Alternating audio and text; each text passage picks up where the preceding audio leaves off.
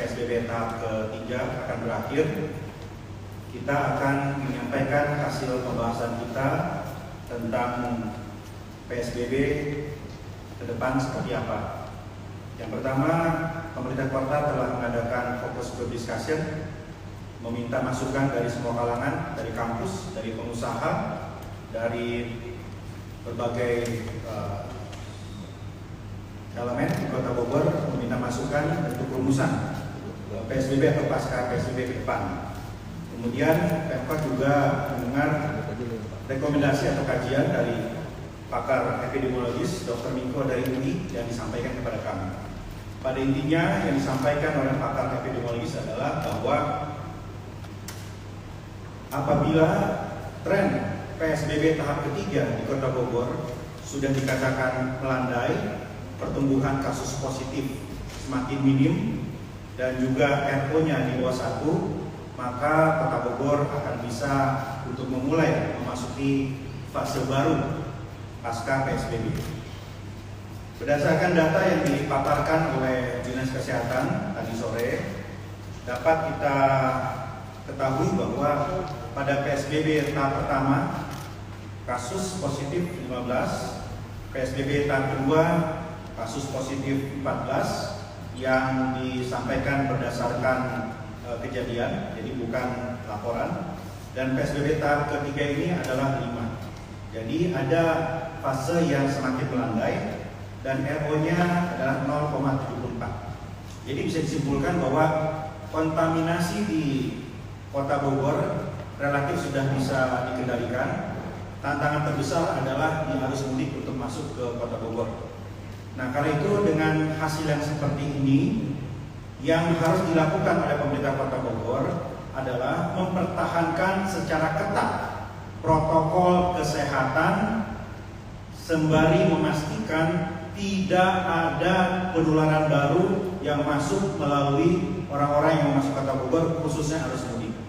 Karena itu sudah saya perintahkan seluruh aparat, camat dan lurah dengan RT dan RW siaga memastikan sistem isolasi dan sistem pemantauan orang masuk ke Kota Bogor akan jauh lebih diperketat.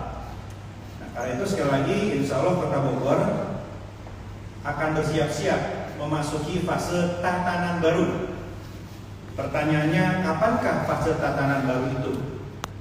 Fase tatanan baru akan dimulai di Kota Bogor, insya Allah pada tanggal 4 Juni 2020. Ini menyesuaikan dengan masa akhir dari PSBB di DKI Jakarta. Karena Bogor tidak terlepas dan terintegrasi dari Jakarta dan sekitarnya. Karena itu kita harus selaras, harus seirama dengan Jakarta dan sekitarnya.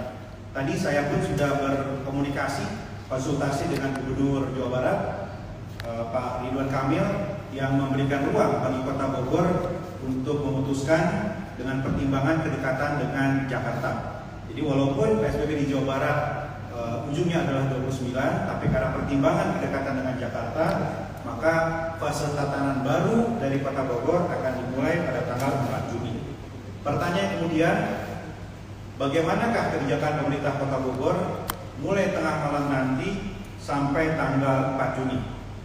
Pertama, pada fase antara besok hingga 4 Juni, pemerintah Kota Bogor bersama-sama dengan seluruh stakeholders, seluruh elemen yang ada di Kota Bogor, pengusaha, pendidik, kalangan PHRI, agamawan dan semua akan merumuskan secara detail dan rinci bagaimana aturan-aturan di masa tatanan baru tanggal 4 ke depan nanti. Bagaimana aturan untuk ekonomi, bagaimana aturan untuk pendidikan, bagaimana aturan untuk di tempat ruang terbuka publik dan lain-lain. Sekarang kita sudah menerima banyak masukan, kami sudah memiliki draft yang juga kami jadikan landasan adalah acuan rujukan dari Kementerian Kesehatan tentang tatanan baru seperti apa. Ini semua akan kami rumuskan dalam waktu 1 minggu, sekaligus memberikan kesempatan kepada seluruh stakeholders yang ada di Kota Bogor untuk menyiapkan hal itu. Jadi aturan dirumuskan bersama-sama, tetapi tentunya harus ada yang diatur oleh stakeholder semua. Secara teknis apa-apa saja yang disiapkan. Kami menimbang dan memutuskan waktu hingga tanggal 4 Juni cukup untuk mematangkan perwali baru nanti yang akan menjadi landasan tatanan baru berikutnya, dan juga memberikan kesempatan bagi semua pihak untuk menyiapkan dan mensosialisasikan itu. Kemudian fase setelah nanti malam hingga tanggal 4 Juni, kami menamakan ini fase PSBB transisi. Kenapa? Karena ada beberapa penyesuaian, ada beberapa adaptasi yang akan diberlakukan mulai tengah malam hingga tanggal 4 Juni nanti. Pada prinsipnya protokol kesehatan akan kami perketat. Kemudian yang kedua, sekali lagi pengawasan di wilayah untuk arus keluar masuk orang akan kami perketat. Namun yang ketiga, kami akan memberikan izin bagi toko non pangan dan pasar serta restoran untuk bisa beroperasi dengan sejumlah persyaratan. Pertama, diberlakukan protokol kesehatan secara ketat dan ada pembatasan-pembatasan. Misalnya untuk restoran diwajibkan tetap dengan standar protokol kesehatan, ditambah juga dengan pembatasan atas kapasitas yang ada. Jadi tidak diperbolehkan beroperasi dengan kapasitas yang penuh. Maksimal adalah 50% dari kapasitas dengan kursi yang disimpan. Jadi betul-betul diberlakukan secara ketat. Kemudian untuk pasar dan toko-toko non pangan kami izinkan beroperasi juga dengan catatan diberlakukan protokol kesehatan dan ada batasan dalam jumlah pengunjung. Dalam hal ini perwali akan direvisi, akan ditetapkan besok menjadi panduan bagi Pol PP dan Disub. Apabila ada pelanggaran-pelanggaran, tetap kami akan berlakukan sanksi. Apabila ada toko, restoran yang kemudian beroperasi dengan full kapasitas dan tidak ada protokol kesehatan, tentu akan ada tindakan-tindakan penerapan sanksi berdasarkan perwali yang telah direvisi nanti. Yang berikutnya, saya juga memerintahkan kepada para camat dan lurah berkomunikasi dengan seluruh tokoh-tokoh untuk mengaktifasi masjid. Masjid-masjid harus diaktifasi sebagai pusat edukasi dan juga lumbung pangan atau logistik. Memang masjid-masjid masih kami awasi agar tidak terjadi penumpukan manusia, tetap ada pembatasan dalam tata cara beribadah. Kami berharap masjid-masjid ini bisa aktif mengambil peran, tidak saja untuk mengedukasi warga melalui corong-corongnya, melalui speakernya, melalui DKM-nya, tetapi juga bisa menjadi tempat alternatif untuk pusat logistik lumbung pangan selain dapur-dapur umum yang kita aktifasi di setiap kelurahan. Saya memerintahkan paling tidak satu kelurahan satu dapur umum. Ini untuk menutupi kelemahan dari bansos atau BLT yang tidak tepat sasaran. Jadi diusahakan semaksimal mungkin dapur umum aktif di setiap kelurahan dan aktivasi dari masjid-masjid dengan tetap diberlakukannya protokol kesehatan yang ketat. Masjid menjadi pusat edukasi, masjid juga menjadi crisis center. Tetapi tata cara beribadah tetap semuanya diberlakukan protokol kesehatan yang ketat. Saya kira itu. Jadi malam ini kita akan memasuki fase baru. Untuk selanjutnya nanti tanggal 4 Juni insya Allah memasuki tatanan baru dengan perwali baru untuk mulai menyesuaikan diri warga Kota Bogor berhadapan dengan virus COVID-19. Insya Allah dengan keimanan kebersamaan kita bisa lewati masa pandemi ini. Terima kasih. Wassalamualaikum warahmatullahi wabarakatuh. Pak, bisa lanjut? Bisa menerima pertanyaan? Ya, pertanyaan. Silakan pertanyaan. Untuk pengawasan di sektor pasar yang kemarin sempat ramai kan, ini memang agak sulit dikendalikan. Ini seperti apa pengawasannya nanti dari Pemkot Bogor dulu? Tetap kita ada satuan tugas sebetulnya dari Disub, Pol PP, Kepolisian dan TNI yang menjadi fokus perhatian kita adalah mencegah terjadinya kerumunan. Sekali lagi kerumunan.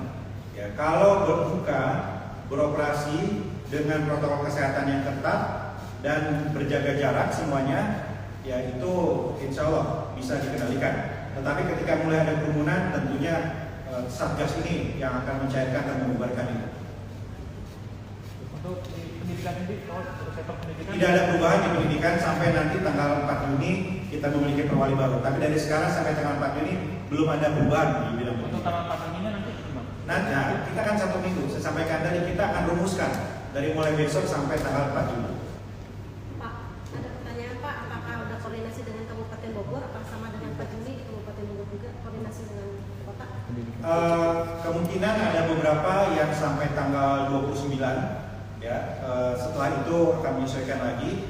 Tadi saya komunikasi langsung dengan Pak Gubernur Jawa Barat. Gubernur memberikan ruang bagi Kota Bogor untuk menyesuaikan dengan Jakarta. Pak, tadi disebutkan ada toko rumah makan, itu sudah termasuk dengan mall seperti itu Pak? Tidak, ya, tidak termasuk mall. Jadi mall masih belum diizinkan untuk buka. Untuk tanggal 4 Juni ke depan, apakah ada masyarakat? Saya tidak mau melayani pertanyaan tentang tanggal 4 Juni ke depan. Ya, kita fokus dari sekarang sampai 4 Juni. Karena 4 Juni ke depan itu rumusan-rumusan baru yang nanti akan kita rumuskan. Pak, di Jakarta warga diwajibkan memiliki surat keterangan sehat, baik itu dari rapid ataupun swab, agar bisa leluasa beraktivitas. Apakah di Kota Bogor juga akan diterapkan hal yang sama, Pak? Tidak. Pak, untuk ojek online apakah sudah boleh ngangkut penumpang, Pak? Bagaimana? Ojek online apakah sudah boleh ngangkut penumpang? Belum. Artinya angkutan umum masih seperti awal PSBB? Angkutan umum masih seperti biasa. Masih seperti biasa. Oh, ini kan sudah mulai masuk arus mudik balik. Ini pengawasan lalu untuk apakah ada dari Pemkot sendiri mengatur supaya kendaraan dialihkan atau Kebijakannya sama, tidak berubah. Jadi ada checkpoint dan di situ tegas. Apabila ada arus masuk mudik, balik kanan, putar kanan. Kalaupun kecolongan terobos, nanti di RW siaga itu akan diisolasi selama 14 hari dan semuanya didata. jadi tetap boleh masuk? Tidak boleh masuk. Kan saya bilang tadi, tidak boleh masuk. Kalau memaksa masuk, diminta putar balik semuanya. Terima kasih sudah nonton. Jangan lupa like, subscribe, dan share ya.